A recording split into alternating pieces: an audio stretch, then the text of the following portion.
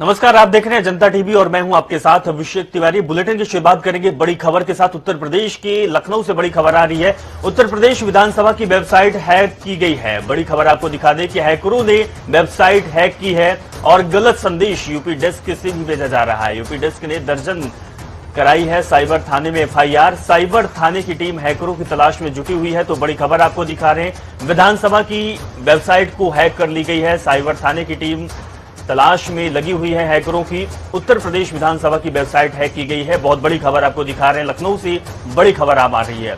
हैकरों ने website hack कर गलत संदेश भी लिखा है।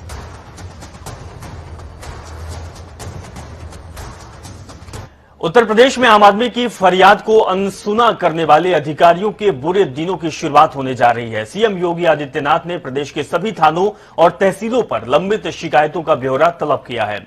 जिम्मेदार तैयार हो रही रिपोर्ट में थाना और तहसील दिवस में आई शिकायतों के आधार पर एक एक थाने और तहसील की कार्य पद्धति का आकलन होगा। साथ ही जनता दर्शन और आईजीआरएस पोर्टल पर आई समस्याओं को भी रिपोर्ट में शामिल किया जा रहा है। यह जिला और विभागवार रिपोर्ट फील्ड में तैनात अधिकारियों के प्रदर्शन की गुणवत्ता का मानक बनेगा। वहीं मुख्यमंत्री खुद इस बाबत अधिकारियों और पुलिस कप्तानों के साथ समीक्षा करेंगे, जिसके बाद लापरवाह अधिकारियों पर कार्रवाई की जाएगी। अनूप कुमार सिंह हमारे संवाददाता फोन लाइन पर जुड़ गए हैं। अनूप, जिस तरीके से योगी सरकार का ये नया एक्शन मूड में दिखाई दे रहा है, नया तलब किया है, ये पहल की है, ये किस तरीके से काम किया जाएगा और किन लोगों को इस लिस्ट में शामिल किया जाएगा? देखिए अभिषेक, आज उत्तर प्रदेश के मुख्यमंत्री योगी आदित्यनाथ करीब 7 बजे उत्तर प्रदेश के सभी डीएम, एसएसपी और एसपी के साथ जुड़ेंगे और सीधे संवाद करेंगे। क्योंकि उत्तर प्रदेश में जिस तरीके से आए दिन शिकायतें मिल रही, कानून व्यवस्था की बात करें या फिर जो सरकार की योजनाएं हैं धरातल पर उतरने की बात करें, मुख्यमंत्री योगी आदित्यनाथ जब फील्ड में उतरते हैं तो तमाम अधिकारियों पर अभी तक कार्रवाई हो चुकी है। अब आज सीधे संवाद करेंगे और उसकी जानकारी लेंगे कि उत्तर प्रदेश में कानून व्यवस्था का क्या जो लंबित फाइलें हैं उनकी क्या हाल है, किस तरीके से काम हो रहा है, कानून व्यवस्था को लेकर, महिलाओं को लेकर जो अभियान चलाए जा रहे थे वो कहां तक पहुंचे। साथ ही साथ डीएम को भी इसमें शामिल किया जाएगा, क्योंकि जिला प्रशासन को बहुत महत्वपूर्ण, क्योंकि सरकार की योजनाएं जो जिला प्रशासन ही धरातल पर उतारता है। तो वैसे में चाहे सीएम हेल्पलाइन की बात करें, जो शिकायतें पहुंचती हैं वो किस हद तक उनमें शिकायत का जो निराकरण हो चुका है, कितनी लंबित पड़ी है और लंबित पड़ी है तो क्यों पड़ी है, ये सब तमाम चीजों को लेकर आज सीधे संवाद मुख्यमंत्री योगी आदित्यनाथ करने वाले हैं। और जाहिर सी बात है, ऐसे में जो लापरवाह अधिकारी हैं उन पर कहीं न कहीं तलवार लटक सकती है। क्योंकि जिस समय कल मुख्यमंत्री योगी आदित्यनाथ ने ऐलान किया था इस मीटिंग का कि वीडियो कॉन्फ्रेंसिंग के जरिए सीधे संवाद करेंगे, तो उत्तर प्रदेश में अफसरशाही में कहीं न कहीं हड़कंप मच गया था। अभिषेक जी बिल्कुल अनूप, तमाम जानकारी के लिए बहुत बहुत शुक्रिया आपको। तो यूपी सरकार के द्वारा ये कड़ा एक्शन लिया गया है, अधिकारियों की लिस्ट बनाई जा रही है। जो लापरवाही करता है उसके खिलाफ योगी सरकार ने बोल दिया है कि सख्त एक्शन लिया जाएगा। उत्तर प्रदेश में 6 माह बाद होने वाले विधानसभा चुनाव को लेकर बीजेपी ने जमीनी स्तर की रणनीति पर काम शुरू कर दिया है। वहीं इस कड़ी में राष्ट्रीय अध्यक्ष जेपी नड्डा 11 सितंबर को बूथ विजय अभियान का शुभारंभ करेंगे। जेपी नड्डा 27,700 शक्ति केंद्रों का मौजूद पार्टी कार्यकर्ताओं को चुनावी रणनीति बताएंगे।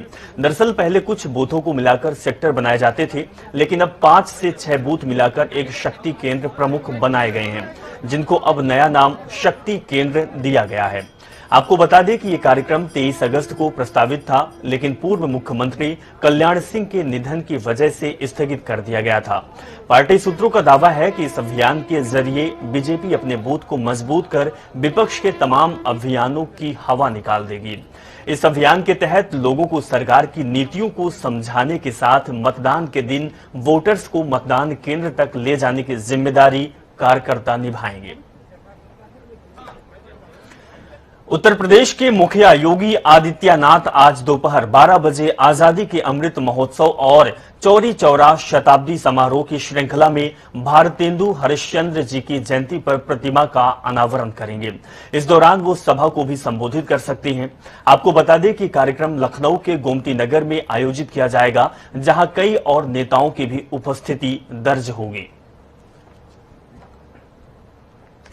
फतेहपुर जिले को सड़कों और लघु सेतुओं को सौगातें देने आज उप मुख्यमंत्री केशव प्रसाद मौर्य आएंगे। कार्यक्रम तय होने के बाद प्रशासनिक अधिकारी तैयारियों में जुटे हुए हैं। शहर की सड़कों के गड्ढों में मिट्टी डालकर उन्हें गड्ढा मुक्त करने का काम किया जा रहा है। वहीं कलेक्ट्रेट मैदान में पंडाल और भिटौरा के ओम घाट में हेलीपैड तैयार किया गया। उप मुख्यमंत्री और लोक निर्माण मंत्री केशव प्रसाद मौर्य आज 11 बजे भिटौरा के ओमघाट आएंगे और यहां 12 बजे कार से कलेक्ट्रेट जाएंगे। यहां पर सड़कों, लघु पुलों का लोकार्पण और उद्घाटन करेंगे।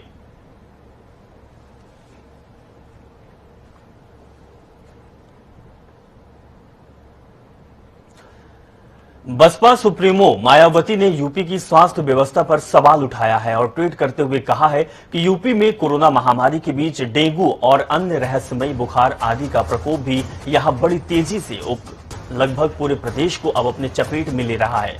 लेकिन सरकारी अस्पतालों में उचित व्यवस्था के अभाव से उनके मरीजों को काफी दिक्कतों का सामना करना पड़ता है और बहुत से मरीजों की मौत भी हो रही है, जो अति चिंतनीय है। इस तरीके की बात बीएसपी सुप्रीमो मायावती ने कही है। सरकार इस ओर जरूर ध्यान दे, ये भी बात कही गई है।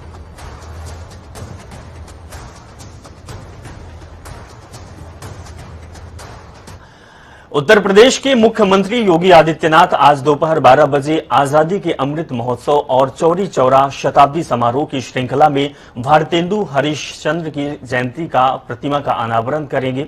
इस दौरान वो सभा को भी संबोधित कर सकते हैं। आपको बता दें कि कार्यक्रम में लखनऊ के गोमती नगर में आयोजित किया जाएगा, जहां कई और नेताओं की भी उपस्थिति दर्ज होगी। जय सिंह हमारे संवाददाता इस लाइव जुड़ चुके हैं लखनऊ से। आज योगी आदित्यनाथ मूर्ति का अनावरण करेंगे, ये कार्यक्रम में शामिल होंगे। कितने बजे कार्यक्रम होगा, क्या कुछ तैयारी की गई है, आप अपडेट दीजिए। जी अभिषेक, आज़ादी के 75 वर्ष पूरे होने पे अमृत महोत्सव मनाया जा रहा है और शताब्दी समारोह चौरी चौरा के अंतर्गत आज यहाँ पे गोमती नगर स्थित, लखनऊ के गोमती नगर स्थित भारतेंदु नाट्य अकादमी में भारतेंदु हरिश्चंद्र की जयंती मनाई जाएगी और उनकी मूर्ति का अनावरण किया जाएगा। जो भारतेंदु को हम सभी जानते हैं कि किस तरीके से उन्होंने कहानी और लेखकों के माध्यम से हिंदी को समृद्ध किया है और लाखों युवाओं के वो प्रेरणा भी रहे हैं जो अभिनय के क्षेत्र में अपनी रुचि रखते हैं। साथ ही इस कार्यक्रम का जो आयोजन है वो 12 बजे से किया जाएगा और यहाँ पे मूर्ति का अनावरण किया जाएगा, जिसमें मुख्य अतिथि के तौर पे मुख्यमंत्री योगी आदित्यनाथ जुड़ेंगे और साथ ही उप मुख्यमंत्री दिनेश शर्मा के साथ ही कानून मंत्री ब्रजेश पाठक और संस्कृति मंत्री नीलकंठ तिवारी और नगर विकास मंत्री आशुतोष टंडन भी उपस्थित रहेंगे। यहाँ पे जो पूर्व के छात्र भारतेंदु अकादमी के और रंगकर्मी है उनको सम्मानित भी किया जाएगा और साथ ही साथ ललित अकादमी के तरफ से एक चित्रकला प्रदर्शनी भी किया जाएगा, जिसके माध्यम से हरिश्चंद्र के जीवन से जुड़े संस्करणों को और उनके व्यक्तित्व कृतित्व के जो अब तक रही है उनको चित्र के माध्यम से दिखाया जाएगा। बिल्कुल जया, आप मौके पर मौजूद हैं, आप हमारे दर्शकों को तस्वीर भी दिखाइए कि जहां पर ये कार्यक्रम होना है और किस तरीके से कार्यक्रम को सफल बनाया जा रहा है।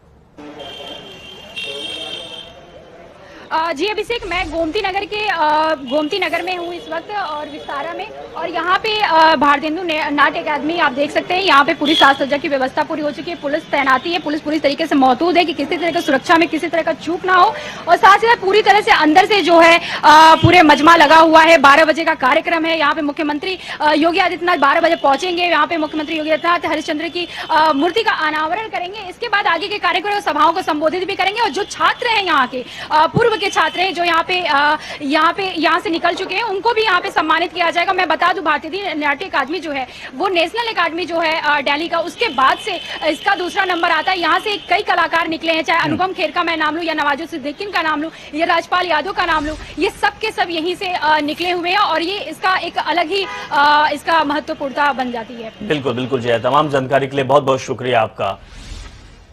तो यूपी में अन्य पिछड़े वर्ग की सूची में शामिल जातियों के नाम के आगे उनकी उपजाति या फिर टाइटल अंकित नहीं किया जाएगा। 79 जातियों की सूची में शामिल ओबीसी जाति का मूल नाम भी अंकित रहेगा। ये निर्णय आयोग की बैठक में लिया गया। आयोग के अध्यक्ष जसवंत सैनी की अध्यक्षता में यह बैठक हुई। इस बैठक में फकीर जाति के प्रतिनिधियों की तरफ से दिए गए एक प्रतिवेदन पर विचार किया गया। इस प्रतिवेदन में फकीर जाति के आगे साईं, शाह, अलवी टाइटल अंकित किए जाने का अनुरोध किया गया था। आयोग के चेयरमैन जसवंत सैनी ने कहा कि आयोग का जो काम होता है वो मूल जाति को सूची में शामिल करना है। मूल जाति की उपजाति या फिर उपनाम अंकित करना आयोग का काम नहीं है। वहीं चेयरमैन जसवंत सैनी ने कहा कि इस महीने 8 अन्य जातियों को ओबीसी की सूची में शामिल किए जाने पर अंकित सुनवाई की प्रक्रिया पूरी होगी। एआईएमआईएम प्रमुख असदुद्दीन ओवैसी के यूपी दौरे का आज तीसरा और आखिरी दिन है। ओवैसी आज बाराबंकी में एक जनसभा को संबोधित करने वाले थे, लेकिन जिला प्रशासन से इसकी मंजूरी नहीं मिली। ओवैसी अब केवल पार्टी के कार्यकर्ताओं से अपने पदाधिकारियों के घर पर मिलकर उनसे बातचीत कर सकेगी। उप जिलाधिकारी पंकज सिंह ने बताया कि असदुद्दीन ओवैसी की आज सुबह 11 बजे बाराबंकी कटरा मोहल्ला इमाम बाड़ा में जनसभा प्रस्तावित थी, लेकिन जिला प्रशासन ने इस जनसभा की अनुमति नहीं दी।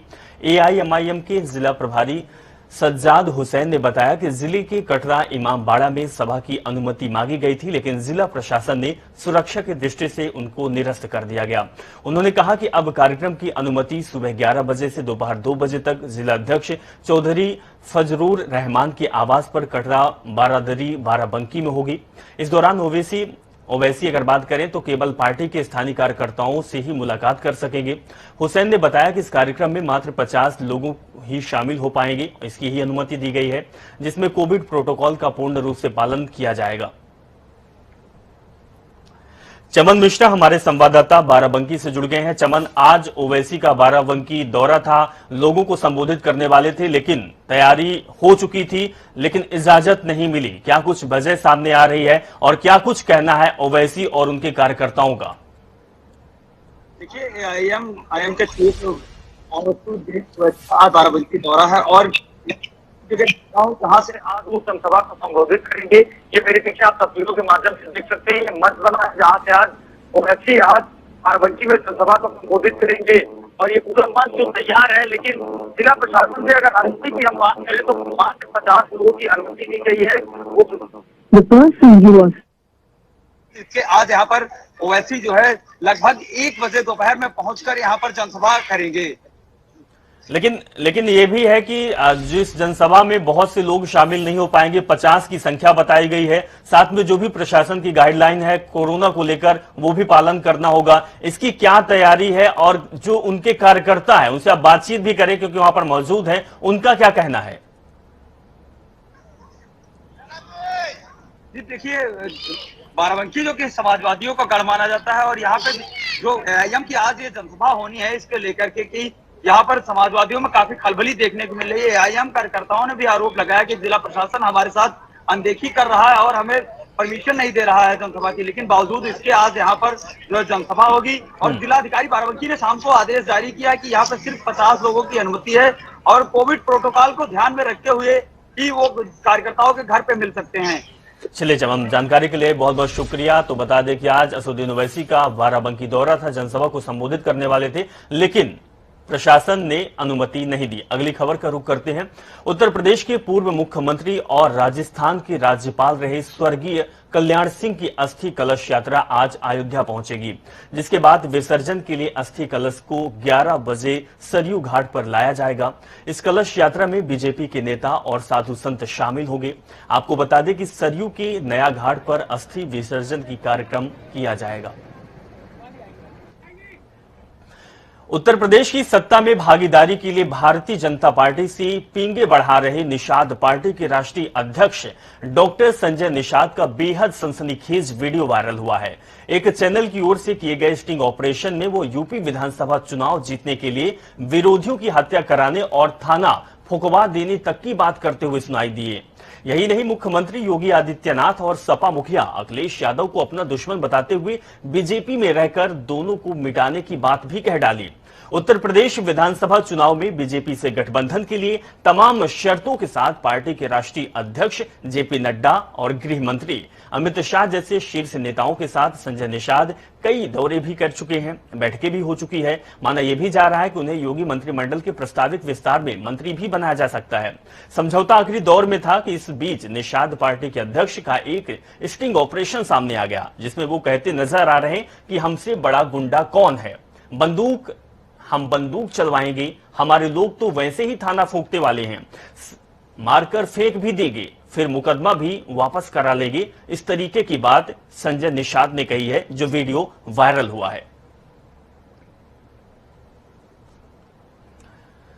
मुख्यमंत्री पुष्कर सिंह धामी आज देहरादून जनहित ऐप को लॉन्च करेंगे। इस ऐप से जनता को समस्याएं और शिकायतें शीघ्र पुलिस तक पहुंच पाएगी। इसके लिए मुख्यालय स्तर पर पब्लिक आई ऐप की शुरुआत की जा रही है। बता दें कि इस ऐप के जरिए कोई भी नागरिक फोटो वीडियो के माध्यम से किसी भी शिकायत या समस्या या फिर पुलिस की कार्य प्रणाली की जानकारी ऐप में अपलोड कर सकता है, जिसका लिंक मुख्यालय के बाद सीधे 112 से जोड़ा जाएगा। सूचना मिलते ही 112 के माध्यम से शिकायतों को संबंधित थाने में हस्तांतरित किया जाएगा, भेजा जाएगा, जिससे लोगों की शिकायतों पर त्वरित कार्रवाई की जाएगी। अजीत कांबोज हमारे संवाददाता देहरादून से लाइव जुड़ गए हैं। अजीत, एक महत्वपूर्ण और बहुत अच्छा ऐप सरकार लॉन्च करने जा रही है। इस ऐप में क्या क्या हो सकता है और लोगों को कितनी सहूलियत मिलेगी? बिल्कुल अभिषेक, अगर उत्तराखंड प्रदेश की बात की जाए तो भौगोलिक स्थितियां इस तरह की हैं कि यहाँ पर आम जन तक पहुंचना काफी मुश्किल हो जाता है कई मामलों में। तो इसको लेकर अब पुलिस विभाग एक बड़ी पहल करते हुए एक पब्लिक आई ऐप को लॉन्च करने जा रहा है, जिसकी शुरुआत मुख्यमंत्री पुष्कर सिंह धामी लगभग 1 बजे के करीब करेंगे। और इस ऐप के माध्यम से सीधे आम जनता जुड़कर शिकायत कर सकती है, समस्या की बात कर सकती है, या कोई भी दिक्कत परेशानी होती है तो सीधे ऐप के माध्यम से पुलिस विभाग के कंट्रोल रूम, जिसको नंबर दिया गया है 112, इसके माध्यम से पुलिस तक पहुंचेगी और पुलिस इसको तत्काल कार्रवाई के तौर पर भी सामने लाएगी। तो एक बड़ी पहल है उत्तराखंड पुलिस की कि कैसे आम जनता को राहत दी जा सकती है और कैसे अगर कहीं पर नियम कानून टूटते हैं तो उनको पब्लिक संज्ञान लेकर सीधे पुलिस को जानकारी दे सकती है। तो इन तमाम पहलुओं को जोड़ते हुए एक पब्लिक आई ऐप को यहाँ पर लॉन्च किया जा रहा है मुख्यमंत्री की तरफ से। इसके अलावा एक और ऐप को लॉन्च किया जा रहा है जिसका नाम दिया गया है गौरी शक्ति। तो इसको भी अलग तरीके से लॉन्च किया जा रहा है। इसका जो पूरा फोकस होगा वो महिलाओं के ऊपर होगा कि कैसे अगर महिलाओं के साथ कोई दिक्कत परेशानी आती है तो उसको यहाँ पर साझा कर सकती है महिलाएं। तो ये तमाम तरह की व्यवस्था है और डिजिटल युग में उत्तराखंड पुलिस की तरफ से की जा रही है और उम्मीद है कि इसका जो रिजल्ट होगा वो काफी बेहतर होगा। आम जनता को इससे काफी सुविधा मिलेगी, तो वहीं पुलिस को भी आम जनता की समस्याओं का समाधान करने में तेज गति से काम करने का मौका मिलेगा। जी अजीत, अगर देखा जाए तो मोस्टली ऐसा होता है कि कोई ऐप या कोई योजनाएं लागू हो जाती है लेकिन अमूमन वो सुचारू रूप से नहीं चल पाती है। इस ओर अगर बात की जाए तो प्रशासन और सरकार के द्वारा क्या कुछ किया गया है, इस ऐप के जो बैकअप है वो टीम है वो किस तरीके से काम करेगी और जमीनी स्तर पर इसको कैसे लागू किया जाएगा जिससे लोगों को और लोगों की जो समस्याएं हैं उनका त्वरित और जल्दी ही कार्रवाई हो और उनकी समस्या का निजात मिल जाए। बिल्कुल, अगर आज के युग की बात की जाए अभिषेक, तो हर कोई सोशल मीडिया के माध्यम से सक्रिय रहता है और डिजिटल प्लेटफॉर्म पर भी उपलब्ध रहता है। तो ऐसे में उत्तराखंड पुलिस ने भी एक कोशिश की, एक पहल की है कि जल्द से जल्द जनता के बीच कैसे पहुंचा जाए। इसके लिए एक पब्लिक आई ऐप को डेवलप किया गया है शासन और पुलिस विभाग की तरफ से, जिसमें तमाम उन पहलुओं को रखा गया है कि कहीं पर भी अगर समस्या आती है, कोई शिकायत होती है आम जनता को और वो पुलिस से मदद चाहता है तो तत्काल ऐप के माध्यम से अपनी समस्या शिकायत को अपलोड कर सकता है। इसमें फोटो वीडियो सभी तरह की चीजें अपलोड की जा सकती हैं और पुलिस का एक जो कंट्रोल रूम है डेडिकेटेड 112 नंबर, वो इस पर तत्काल संज्ञान लेगा और तत्काल उस पर एक्शन लेने के लिए संबंधित पुलिस विभाग के जो भी थाना स्तर या चौकी स्तर को सीधे तौर पर इंटीमेट करेगा। तो कहीं ना कहीं तमाम तरह की जो चीजें होंगी उन चीजों को देखते हुए सरकार की कोशिश है कि जल्द से जल्द जनता को राहत दी जा सके और एक ऐप के माध्यम से कैसे हम जनता को जोड़ सकते हैं, पुलिस विभाग की जो अच्छी बातें हैं उनको पहुंचा सकते हैं या जनता की जो समस्या है उनका समाधान कर सकते हैं। तो कोशिश सरकार की तरफ से की जा रही है। बिल्कुल अजीत, और इसीलिए ये ऐप बनाया गया है और इसकी लॉन्चिंग हो गई। अजीत, हमारे साथ जुड़ने के लिए, तमाम जानकारी देने के लिए बहुत बहुत शुक्रिया। मुख्यमंत्री पुष्कर सिंह धामी नैनीताल के दौरे पर हैं। दौरे का आज दूसरा दिन है। मुख्यमंत्री पुष्कर सिंह धामी से विधानसभा चुनाव, प्रदेश में बढ़ रहे पलायन और रोजगार को लेकर बातचीत की गई। जनता टीवी से खास बातचीत में सीएम धामी ने क्या कुछ कहा, आइए हम आपको सुनाते हैं।